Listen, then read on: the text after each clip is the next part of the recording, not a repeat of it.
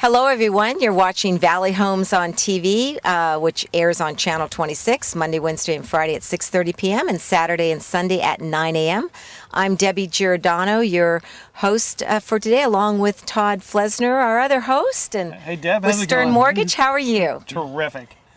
We've got a terrific show today. Would you like to introduce our guest? I'd be happy to. We're actually standing out here in the park in front of one of the art pieces, one of the public art pieces, and it's our pleasure to have Larry Voellger with us today. Got that Larry right. is part of the Milpitas Alliance for the Arts. So we're going to learn a little bit more about what's been going on in the art scene here in Milpitas, the work they've been up to, and maybe a little bit more about this pieces behind us. Well, welcome, Larry. We're actually in Hillcrest Park, if I Yes, that's understand correct. that. Yes, and this is one of the art pieces that was installed in 2004.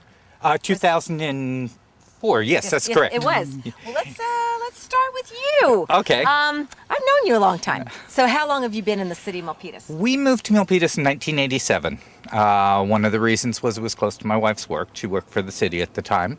And once we found a home here that we liked and up against the hills, we decided to move to Milpitas. Awesome. And really have enjoyed living And here. you've raised a couple kids here, too. Yes, that's true. They went to, elementary school here, high school here. Wow. And are still living here, actually. They are, and Yes. you are. So obviously, Yes. Milpitas is still a great place to be. Oh, it's home. It's home. That's Yes. terrific. So let's see. Oh, and then you talked about why you chose to live here. Your wife had worked, and you love the hills, and Yes. probably Yes. the community. Well, once we moved in, we didn't realize how nice it was to live in a smaller community. We came from the Fremont area.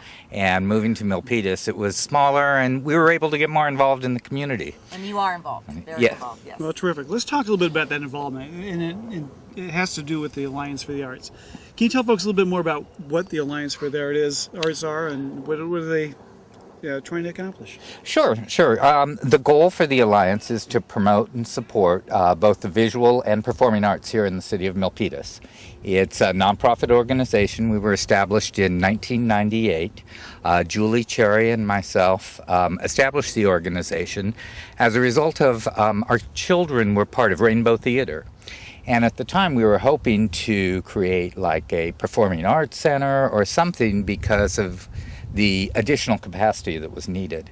We soon found out that it was probably a better idea to get the audience involved first and then build something rather than build something and expect an audience to fill it.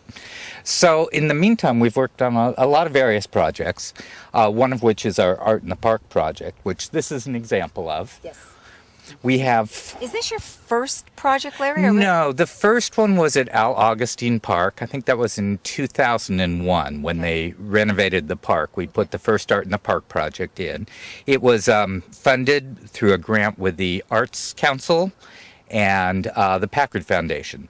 And so it started a project for us to start building art projects in all the local parks here in Milpitas. Terrific. Well, I think we have some photos of some of the other art projects around town. But how many of these art projects do you have in place now? There's 5 altogether. There's the first one was Al Augustine Park, and it's the Sundial. It was by Dan Snyder. The second park was Murphy Park, which is right down the road from here. And that project was called The Legends of Milpitas, and the artist was Vicki Joel Sewell. Next came Hillcrest, where we did this one, which is called Hand and Hand Around the Park. Our fourth project was... The Pines, I think. No, it was Starlight Park. Starlight, okay. And we did Starscape Bench there, a mosaic bench. And then finally was the Pines. With Yes. the hanging trees. Yes, it's all recycled materials. It was by Bill Gould. Yeah, it's very and it's real nice. It's right next to Pearl's Anchor School, and the kids from the school helped, put it together. Well, I understand a lot of the projects have had community involvement, particularly this one here that we're standing in front of. Can you talk a little about that? Yeah, this one, what was really exciting about doing this project was that we got the kids from the neighborhood involved. Elena Lawson and her husband Jim were our community liaison, and they got all the kids from the neighborhood to come down, and we had a couple sessions where they actually created their own tiles, which later the artists came and affixed. They also created little handprints that you can see throughout the piece, and they were affixed. When I was a kid growing up, when my dad poured cement, we got to put our hands in the cement Right. and memorialize that. So the kids get to look at what their craft is. So you can come back years later and say, oh, I did this when I was 6 years old, and point it out to your own kids. That's terrific. I love that idea. I didn't know that was part of the process. So.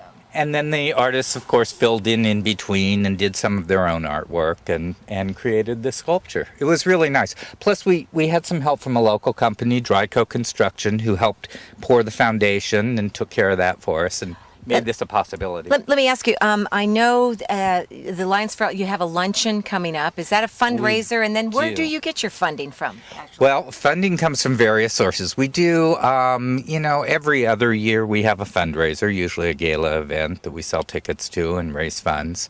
Our tea that comes up next week, May 12th, is also a fundraiser for us. Sometimes we make a lot, sometimes we make a little, but it helps.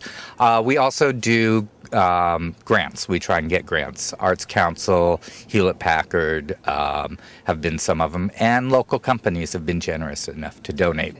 Terrific. Well, now, when you're looking for art pieces, how do you go through that selection process? It's a fun process. We have somebody who sends our RFPs out, requests for qualifications, to various artists. And if they're interested in proposing something for the bid, they'll send us samples of their work. We bring it together to the people here in the community, and we let the neighbors go through and pick out their 3 favorite artists based on past work. Then we ask those artists to put together a mock-up of a model for something specific for that park based on what the neighbors in the area say they'd like.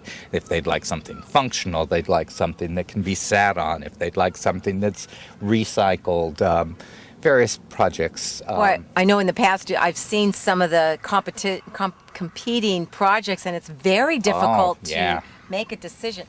How about you personally? What do you like in terms of art, and how did you bring your skill set or your passion for art into the program?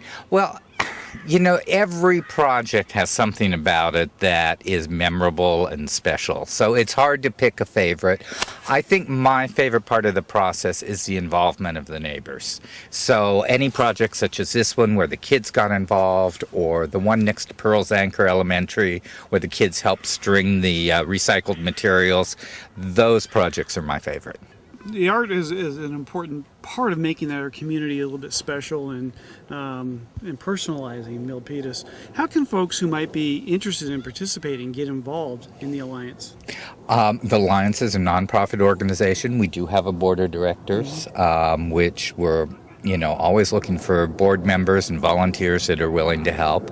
Like I said, we have a semi-annual fundraising event, which helps if you can support the arts in that way.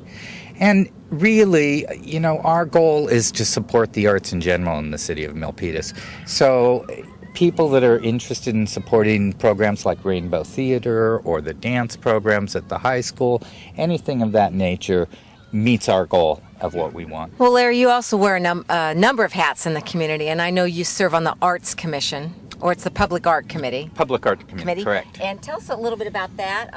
Recently chair, is that? Or yes, I was recently elected the chair of the Public Art Committee. So let's go ahead and talk about that other art stuff that you've got running. Although we need money for that project. But anyway, yes. So tell us a little bit about the Public Art Committee. So the Public Art Committee is made up of 3 members from the Alliance and then the actual Arts Commission. So there's a number of members, and we also focus on doing public art throughout the city, but not necessarily in a park. It could be like at City Hall, in front of the new library. Which, let's talk about that one. You've got a new maybe project in front of City Hall that you're looking into. Well, yes, we went out and we got the artists, somewhat the same program, and selecting artists, and got 3 models that we've shown around the city and stuff. Unfortunately, with these tough economic times, it looks like it may be a little difficult in selecting and getting something to move forward right now. But we know we have the projects. We have a favorite, and so I'm hoping that we can move forward with it, and then hopefully take the Cartwheel kids that are there currently and maybe move them in front of the library where they might be a little more appropriate size-wise. Excellent. Terrific. Well, why is it you think that art in promoting the arts is important to our community?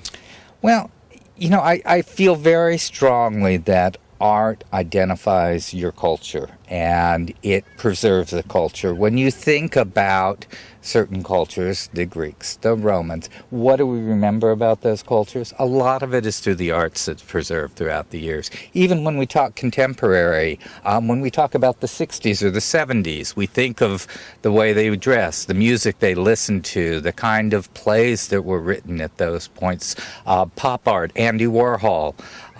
And so it really does preserve your culture and when you grew up. And so I think it's important that we keep doing that. Larry, I'm going to put you on the spot. Name your number one favorite piece. Art in the Park piece? Okay. Pneumonia. Yeah, that is. I'll name my favorite Art in the Park piece, which is probably the green tree at Pinewood, because of the recycled materials. I think it's really That was extraordinary. clever, wasn't it? Yeah, very extraordinary. Yeah, very extraordinary. Terrific.